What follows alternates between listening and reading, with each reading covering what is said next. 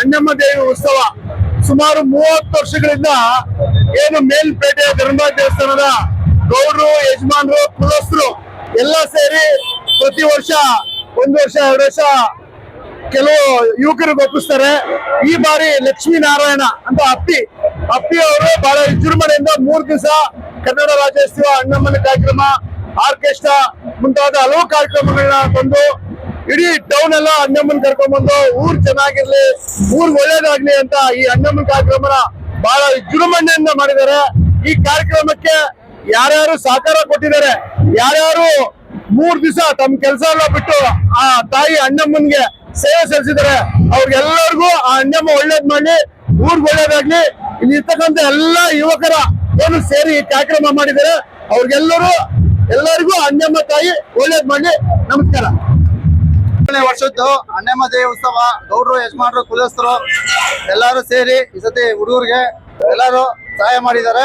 ಎಲ್ಲಾರು ಸೇರಿ ಒಟ್ಟಾಗಿ ಸೇರಿ ಮಾಡಿದ್ದೀರಿ. ಅಣ್ಣಮ್ಮ ದೇವಿ ಎಲ್ಲರಿಗೂ ಒಳ್ಳೇದ್ ಮಾಡ್ಲಿ ಅಂತ ಕೇಳ್ಕೊಂತ ಇದೀನಿ. ಜೈ ಕರ್ನಾಟಕ ಮಾತೆ.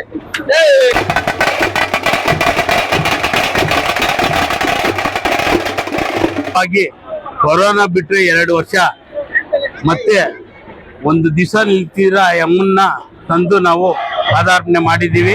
ಮೆರವಣಿಗೆ ಮಾಡಿ ಅದ್ದೂರಿಯಾಗಿ ನಡ್ಸ್ಕೊಂಡು ಹೋಗ್ತಾ ಇದೀವಿ. ಇನ್ನು ಮುಂದೇನು ಯುವಕರು ಇದ್ದಾರೆ, ಅವರೆಲ್ಲ ನಡ್ಸ್ಕೊಂಡು ಹೋಗ್ಲಿ ಅಂತ ಆಶ್ವಾಸನೆ ಮಾಡ್ತಾ ಇದ್ದೀವಿ. ವೆಂಕಟೇಶ್ ಅಂತ.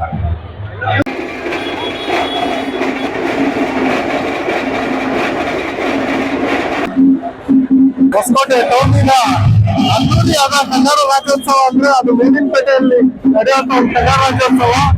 ಸುಮಾರು 30 ವರ್ಷದಿಂದ ಈ ಒಂದು ಕಾರ್ಯಕ್ರಮವನ್ನ ನಮ್ಮ ಪೇಟೆಯಲ್ಲಿ ಮಾಡ್ಕೊಂಡು ಬಂದಿದ್ದೀವಿ. ಇದೇ ರೀತಿ ಮುಂದಿನ ದಿನಗಳಲ್ಲೂ ನಡ್ಸ್ಕೊಂಡು ಹೋಗ್ತೀವಿ.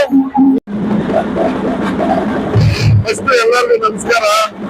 ನಮ್ಮ ಹೊಸಕೋಟೆಯಲ್ಲಿ ಏನಪ್ಪ ಉತ್ಸವ ಅಂದ್ರೆ 27ನೇ ವರ್ಷದ್ದು ಅಣ್ಣಮ್ಮ ತಾಯಿ ಉತ್ಸವ ಮಾಡ್ತಾವ್ರೆ. ಅದು ನಮ್ಮ ಹೊಸಕೋಟೆ ಮೇಲಿನಪೇಟೆ ಯುವಕರಿಂದ ತುಂಬಾ ಅದ್ಭುತವಾಗಿ, ತುಂಬಾ ವಿಭಿನ್ನವಾಗಿ ನಮ್ಮ ಉತ್ಸವ ಮಾಡ್ತಾರೆ.